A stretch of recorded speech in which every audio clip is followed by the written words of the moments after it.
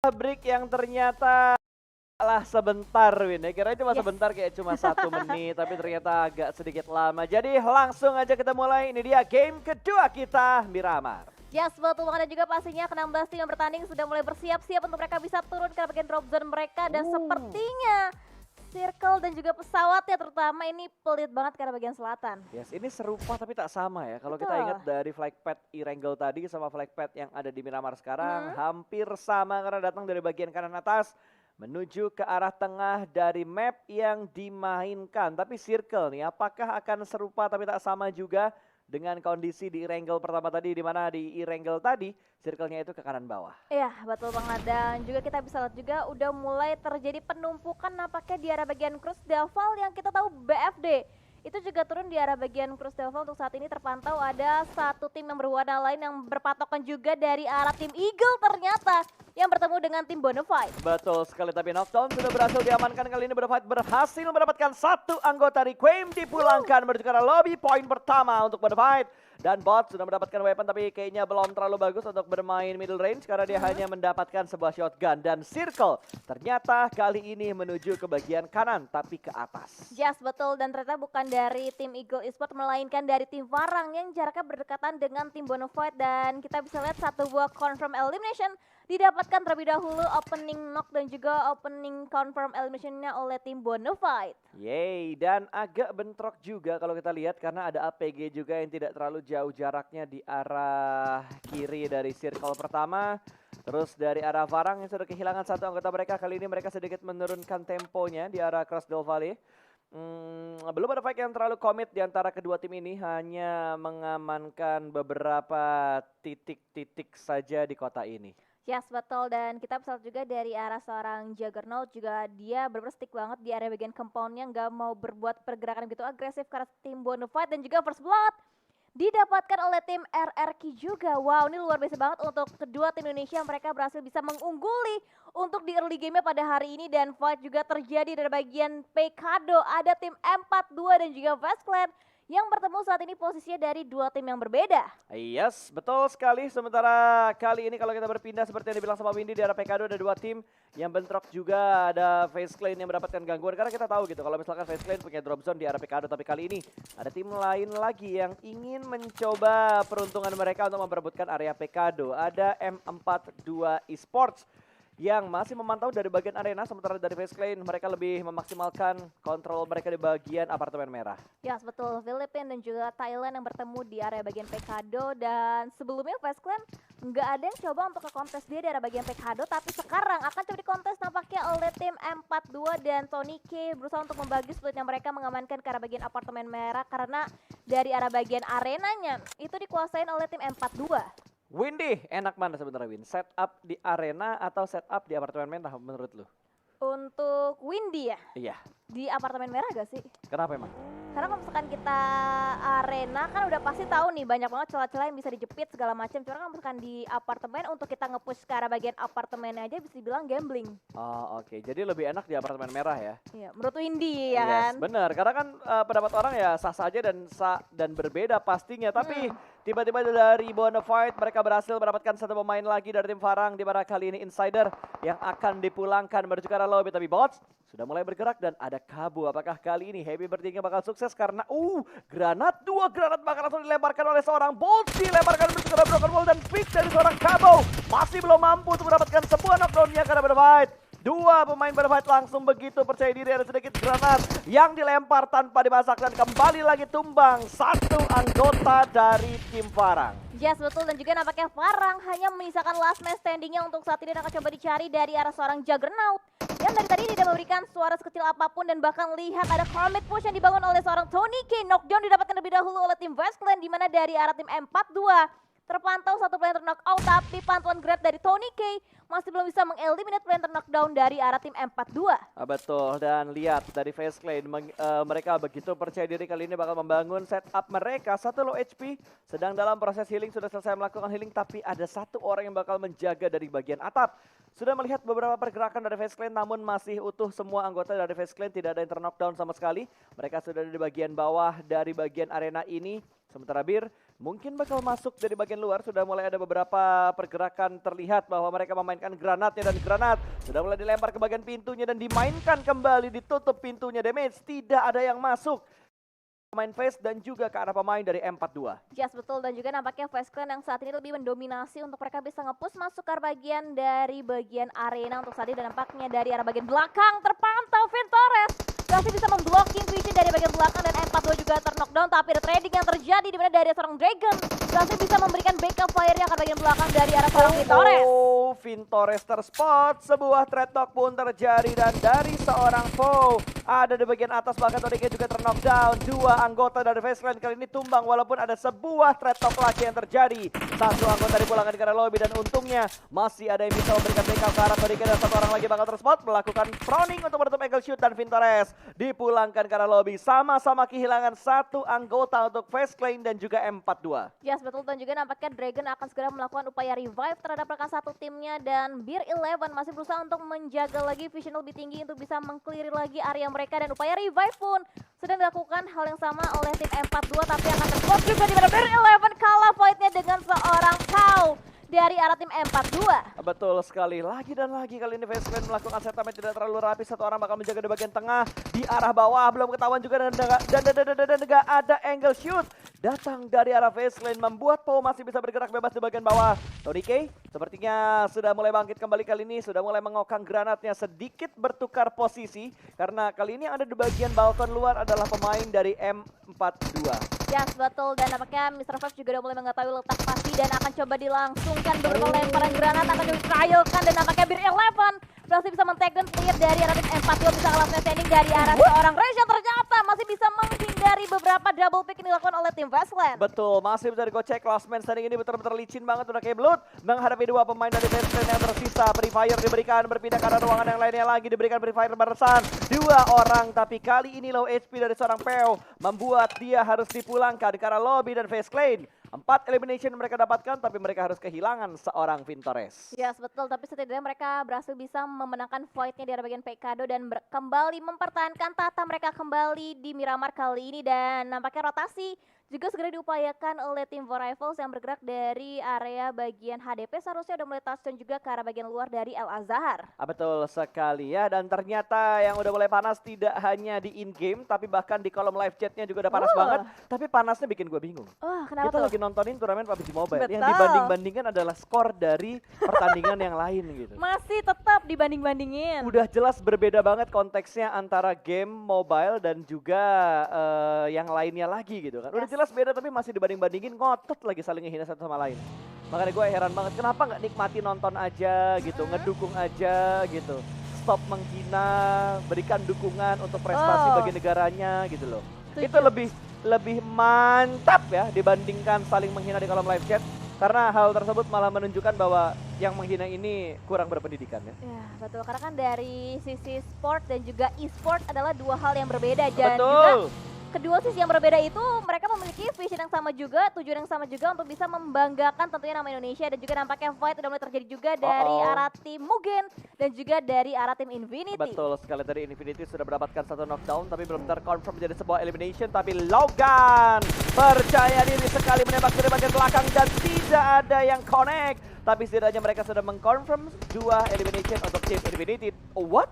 Dia kejar sampai akhirnya meledukkan satu mobil lagi, dan akhirnya mereka mendapatkan total ada 3 elimination sampai di menit ke-9 ini. Wow, fight yang cukup cepat juga terjadi di area bagian Infinity, di mana last man standing harusnya tersisa untuk tim yang sedang dikejar oleh Infinity, di mana dari arah Mr. Vive juga bertemu dengan last man standing dari arah tim Mugen yang dipukul mundur posisinya mereka dari arah tim Infinity, dan juga cekungan yang mereka ambil juga bisa banget ngelok angle-nya ke bagian bawah, dan nampaknya udah mulai terpantau juga akan dihancurkan beberapa vehicle yang belum sempat dimaksimalkan oleh tim Westland. Yes, nggak dapat orang, vehicle pun jadi gitu. Bakal diganggu pergerakan dari Face Clan karena ada beberapa vehicle yang udah mulai dihancurkan juga oleh The Infinity saat ini.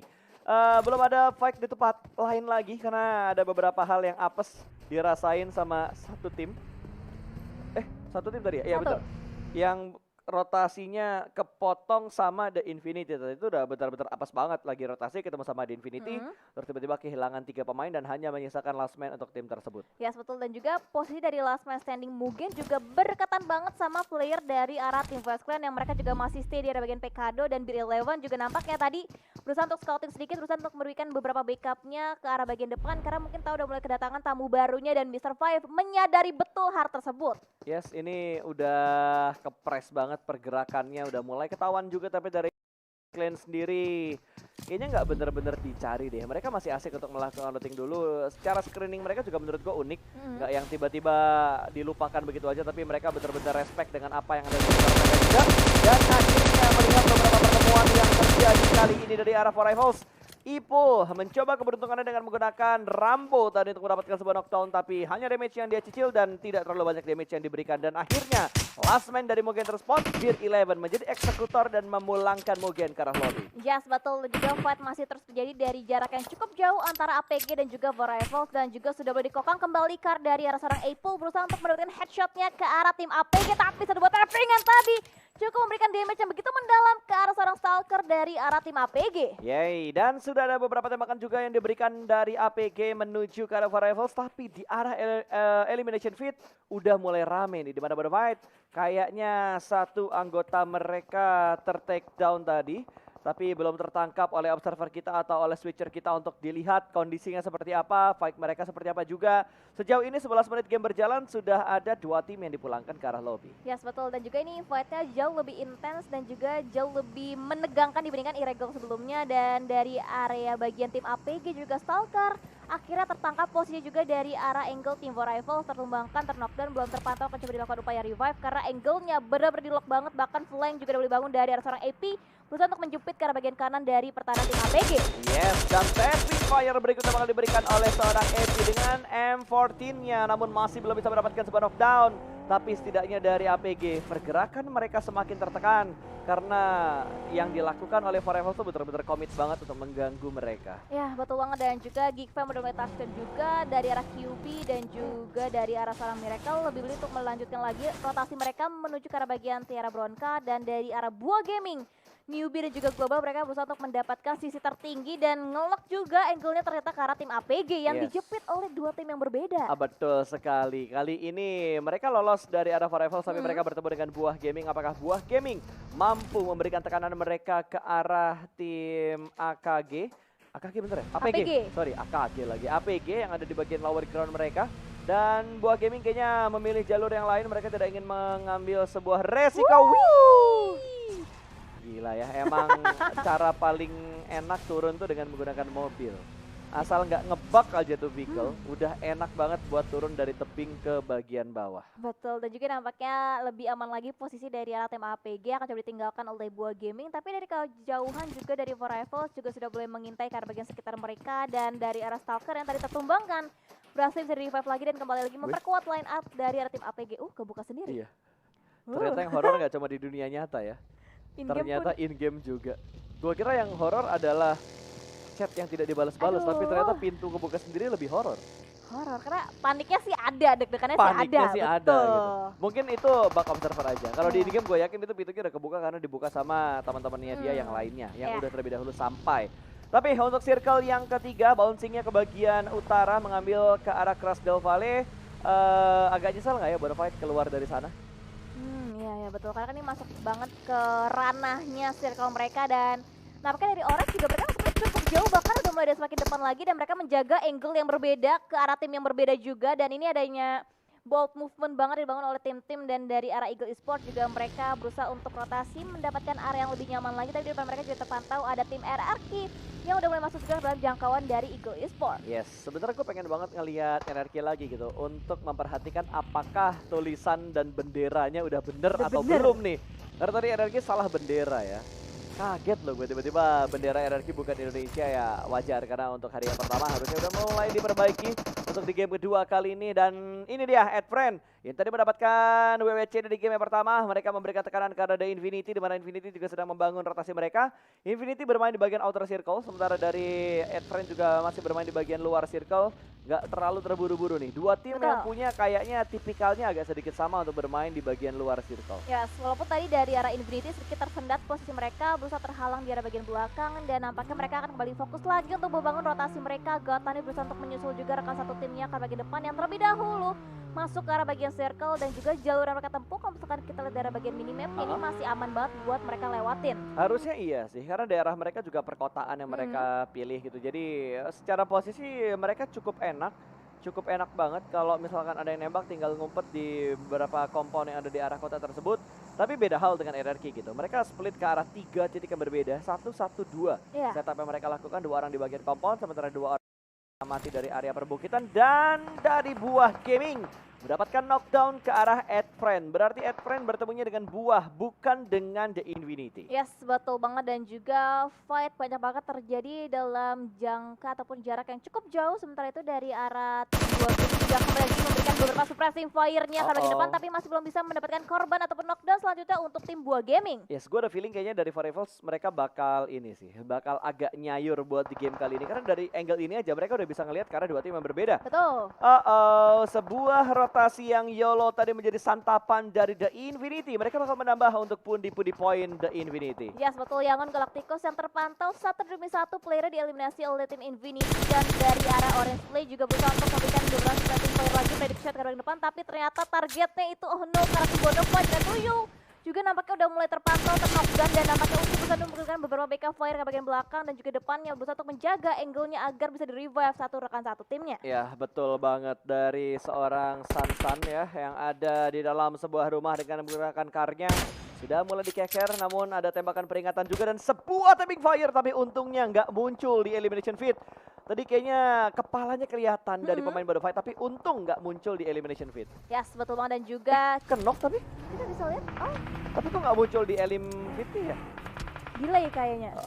Mungkin Mungkin. delay atau ada sedikit bug observer yang kita alami.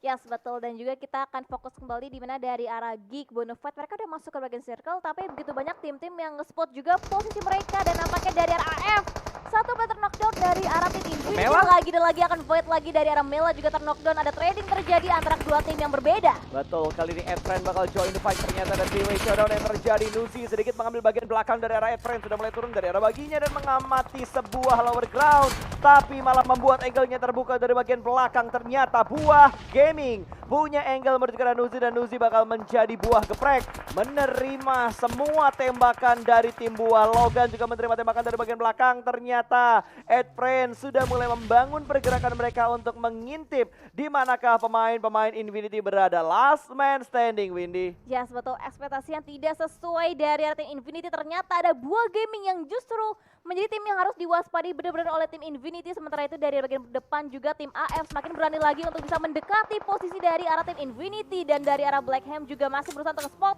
posisinya ke arah tim Buah Gaming. Pisau pun apakah mulai terpantau, akan coba di-spray ke arah bagian depan, tapi masih belum bisa menumbangkan playernya. Logan dapat satu, tapi refrag terjadi dengan begitu cepat. Valor berhasil memulangkan The Infinity menuju ke arah lobby.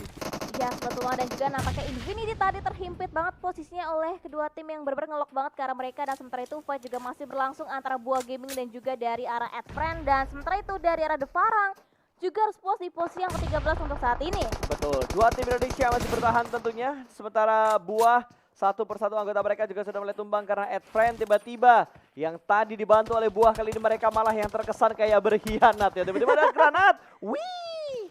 Duar Bebek masih belum bisa mendapatkan knockdown-nya.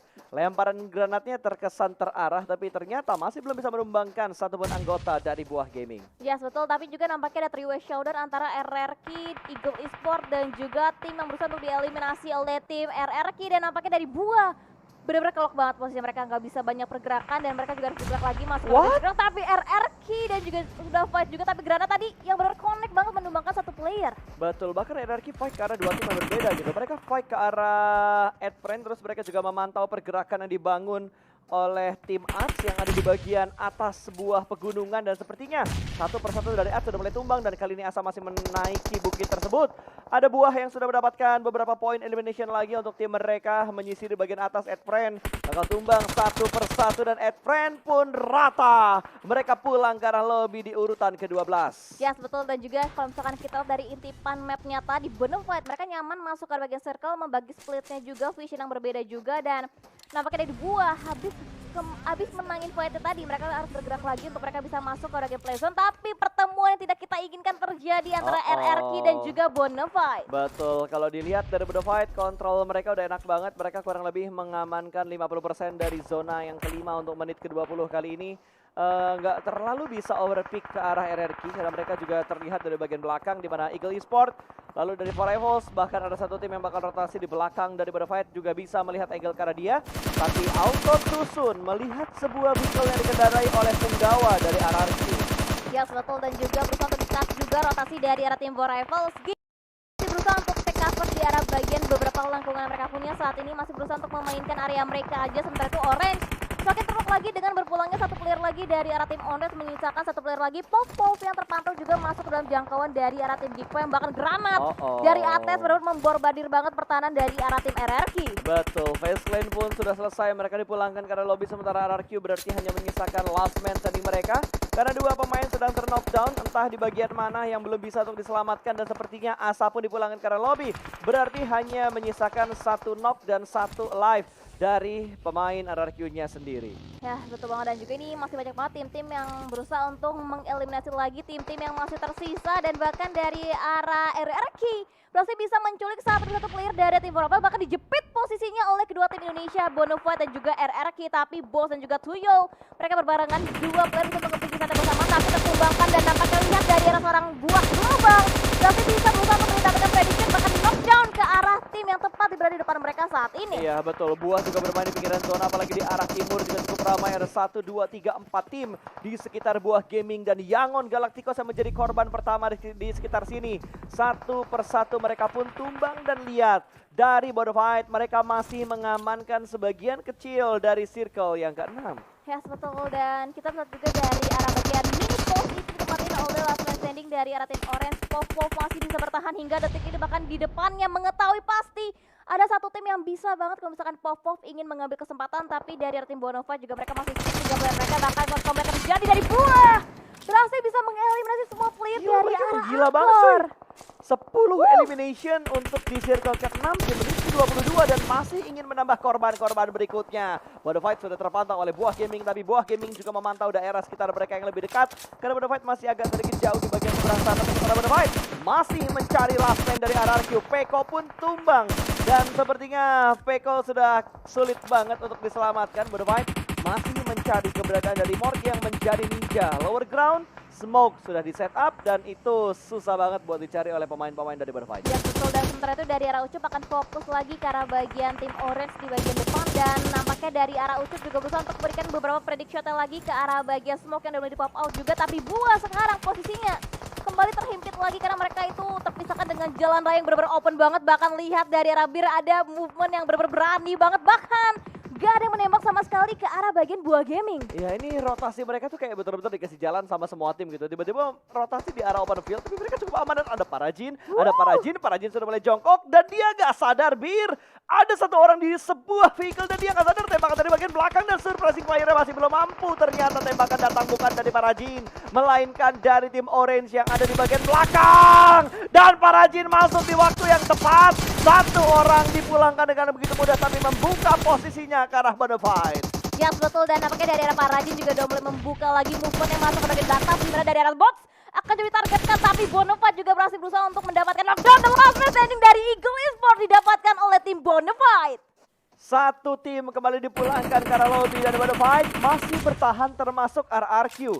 Mort yang menjadi last man dari RRQ masih bertahan sejauh ini, tapi Geekfam unggul karena mereka satu-satunya tim yang masih utuh dengan 4 anggota mereka. Yes, betul. Tapi top 4 ada 2 perwakilan dari Indonesia. Ayo kita gaungkan lagi hashtag IndoPride-nya, dan nampaknya lihat juga dari arah tim ATS, Galaxy dan juga Mort masih berusaha untuk memberikan tenaga yang semaksimal mungkin untuk mereka bisa mendapatkan placement sebaik mungkin. Ini Mort gue rasa tinggal berdoa sih. Berdoa supaya dia bisa mendapatkan placement lebih baik dibandingkan hashtag 4 ke lobby gitu.